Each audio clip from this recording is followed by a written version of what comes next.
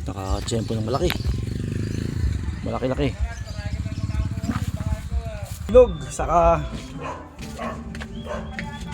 nga. Oo po. Masip. Nabibit, maraming salamat po sa pag-open ng kamatis. Ayan po, may-ari si Tato Do. Good morning guys. Ngayon po ay manguha tayo ng kamatis. Inopen na po ng may-ari nitong farm ng kamatis. Na pwede na po manguha ang mga tao. Ayan, ito po si Barso. Baros, marami ka na ba nakuha, Baros? Ha? Ayan si Barso.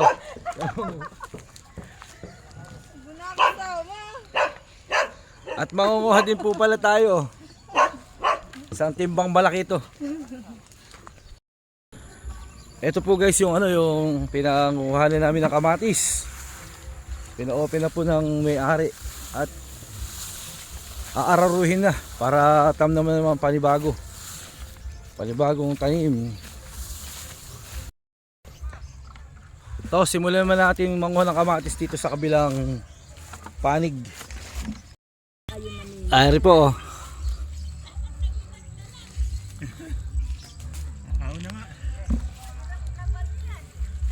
Huli na, daming kamatis po dito. Baka naiwan na. Hindi na nila kukuhanin kasi aararuhin na nila, tatamnan na nila ito ng mga ng bagong tanim. Siguro palay na kasunod dito. Andang. Ito si Ining. Kangina ka pa ba nakukuha? Tatlong batsa ka na. Sipag ko ali. Diyan nakakasang timba ka ba? Para ka lang umigib ng tubig oh. Huli na. Malalaki pala dito.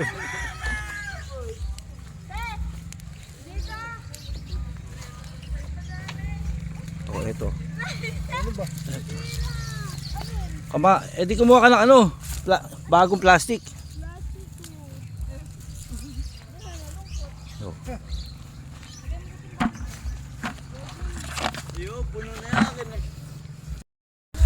Pasalamat po kami binigyan ng may-ari ng kamatis yan din eh. Oo nga, maraming salamat po sa Nana Bibit.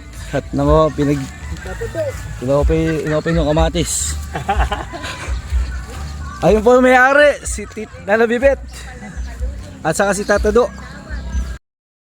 Magandang umaga po, kausapin po natin na isa sa namimitas ng kamatis dito sa Barangay Abulalas.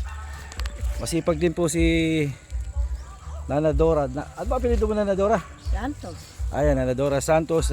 Ngayon po ay namimitas siya ng kamatis. Nana Dora, marami ka na ba nakukuha?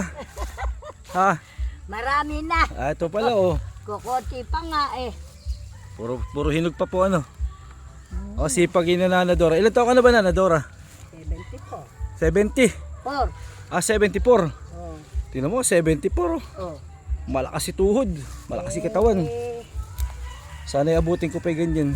Lalampasan mo pa. Oo. Ay. Titinda mo yun na Dora, ano? Sayang eh. Ay hindi. Pakikita ko mo yung mukha mo na Dora, hindi ko makita eh. Gawin mo na Dora. Oh. Makikita mo pa. Ayan. Siyempre para makita yung kagandahan mo. Nahiya po si Nana Dora, naka-sombrero kasi mainit. Mainit nga. Oo po. Masipag po ito, nagtitinda siya ng ulam. Araw, saka po sa hapon. Gulay. Si Nana Dora oh, sipag. Parang hindi pa siya 74 oh. Matanda na. Sige Nana Dora, maraming salamat po. Oh, sige, salamat. Okay.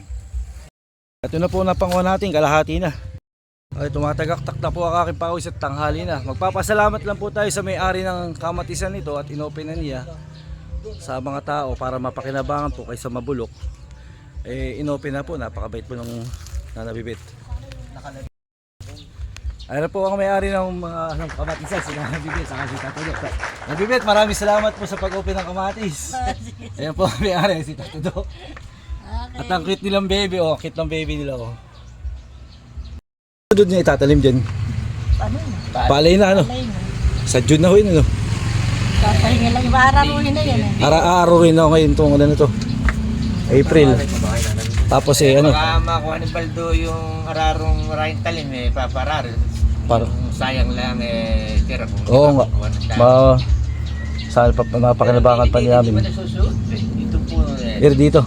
Ay, susuotin ko. Yung ganon. Marami. Kuha ninyo lahat. Ayan po ang aming nakuha ang kamatis. Kulang isang puno na timba. Pero marami pa. Ito nga pala ang mga nakuha nila. Ayan. Sa planggana. Ito pa iso. Marami pa dito. Tingnan natin oh. JT, dami namin. Ang dami nila nakuha oh.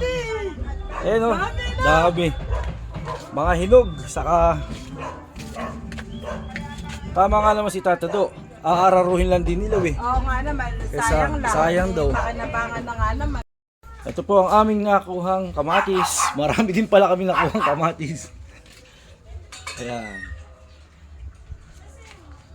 Maraming salamat po talaga sa mag-asawang Bibet at Tata Do. Thank you po. Bye-bye.